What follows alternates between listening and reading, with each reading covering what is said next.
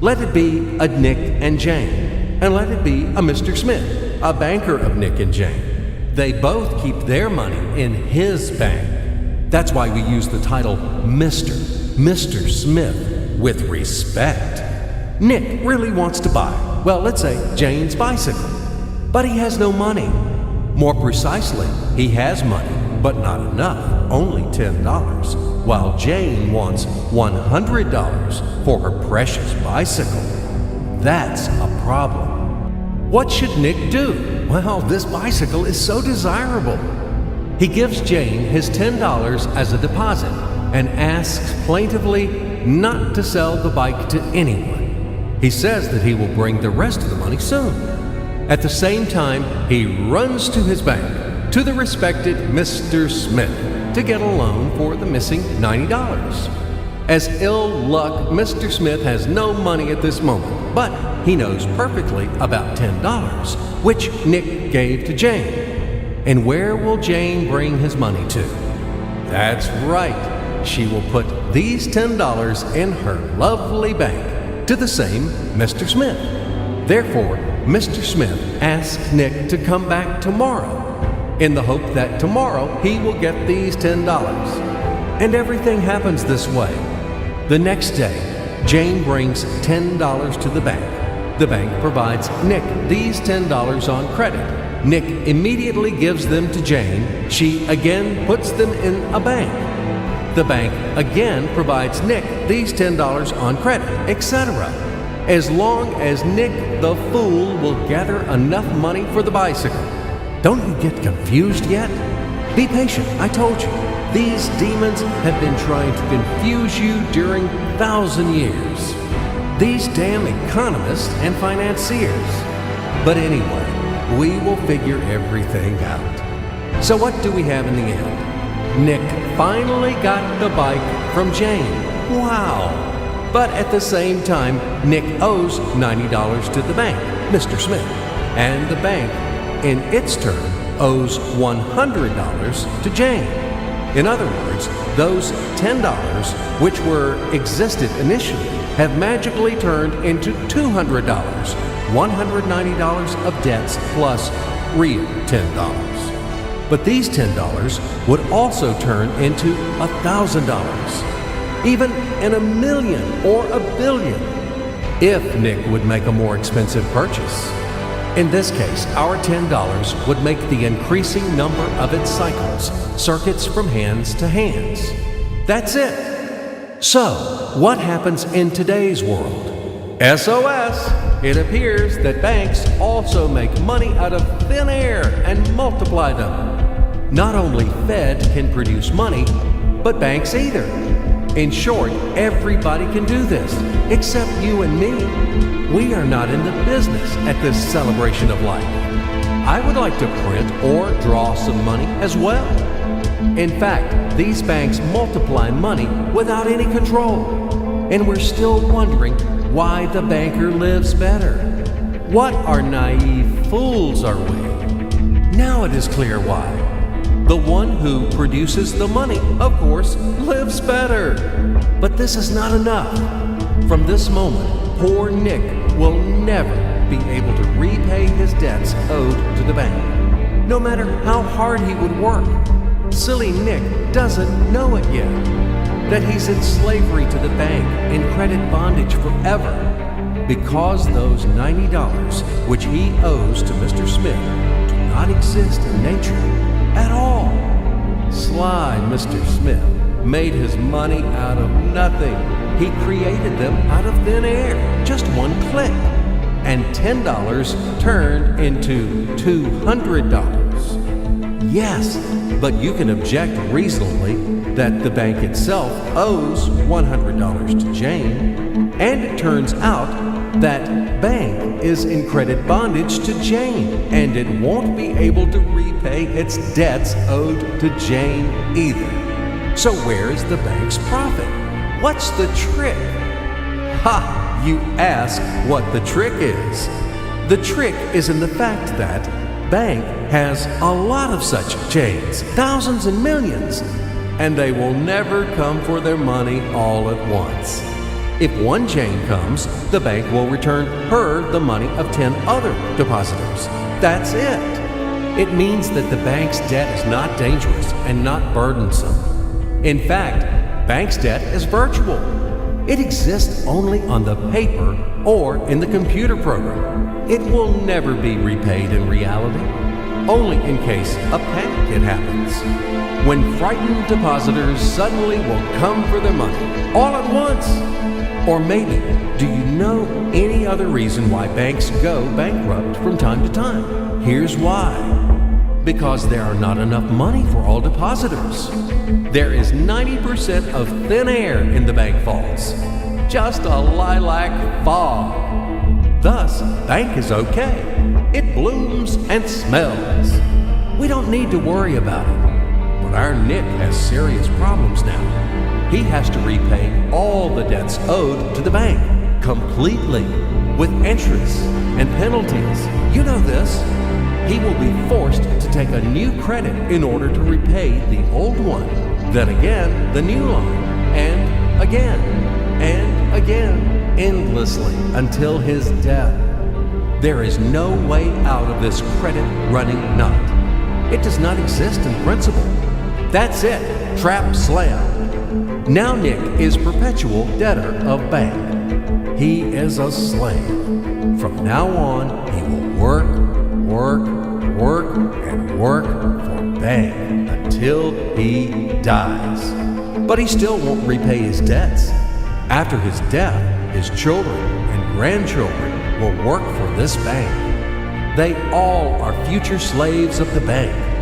More precisely, they are slaves of this monstrous and cannibalistic global financial system, which spawned this ruthless and inhumane mechanism which must be destroyed finally.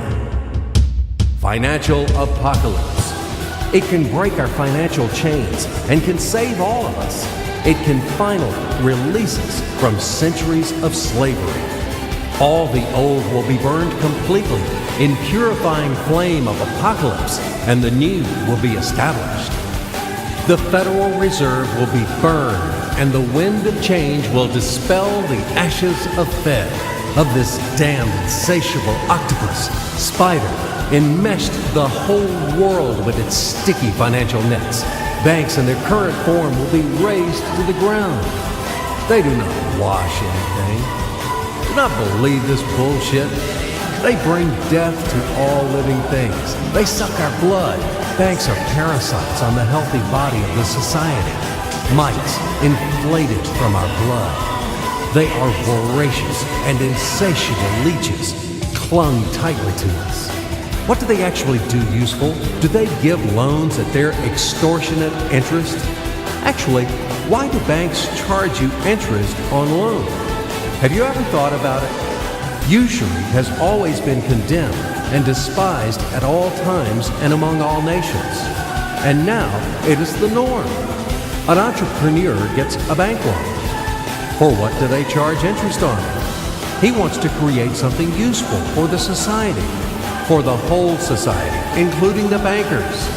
He has to be encouraged and given privileges for that, instead of stripping off 3 skins from them. But today's banks were created not for that. The interests of the society are not important for them. Banks take care only about their own financial profits and benefits. They don't care about the people. Today's banks are faithful servants of the Federal Reserve. They are greedy and avid bloodsuckers, small ghouls in the service of a giant and evil monster. Modern Earl Dracula, who plunged the whole world into financial bondage, and it sucks and sucks our blood. And it will continue to suck the blood of our children and our grandchildren if we don't stop and destroy it. Hammer an aspen stake to all the banks. And do not forget the silver bullets.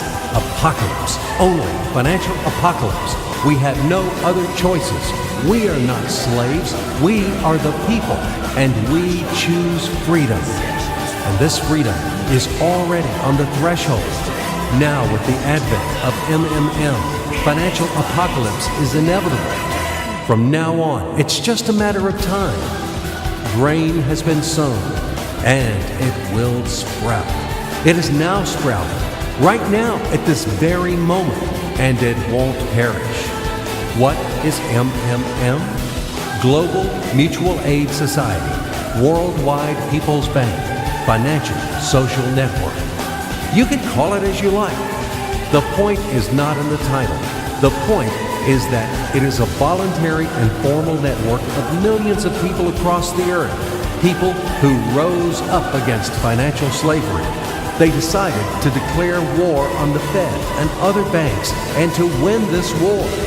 In order to achieve this goal, they combine their money together, and it doesn't matter that separately their savings are not big.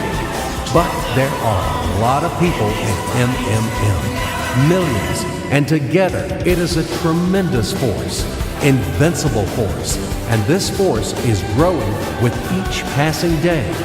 Indeed, due to what do the banks exist? Due to the oligarchs and the billionaires?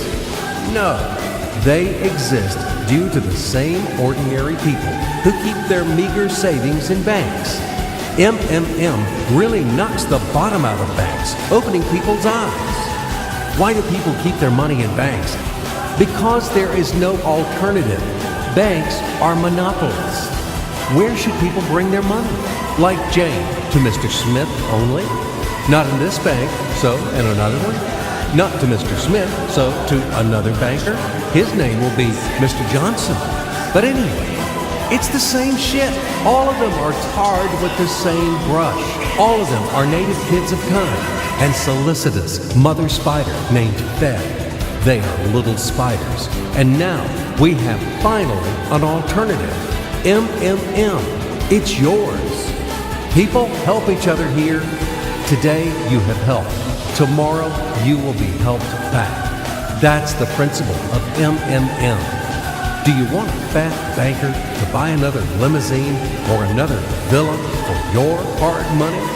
Do you want to become the next Nick or the next Jane? Do you want to be the next slave? It's better to join MMM and let your money help those who are in need right now. Low-income person, disabled person, pensioner, or mother of many children. Love thy neighbor, help him. MMM is a kind of giant common savings where all the people put their money in, and then they take them back as much as needed, as much as they need at this very moment. They do not seize, but they just take. In fact, a human being doesn't need a lot of money. It is only important the awareness that he has them. The only thing that is really necessary for everyone is the confidence in the future. MMM just gives this confidence to people. It gives the feeling of complicity, that you are not alone. You will always be helped in tough times. You won't be left alone. MMM is the unit of a new society, a brighter and cleaner society. It is the unit of the new world, where the money won't exist, where everything will be different, honestly and fairly. There will be no slaves and no masters, and everyone will work for pleasure and for the benefit of society. And the good will conquer the evil, finally. Everything will be in that new world. Certainly. Welcome to System MMM. SergeyMavroday.com. We are waiting for you. We can do a lot. We change the world, and we will change it. Everything will be MMM. Financial apocalypse is inevitable.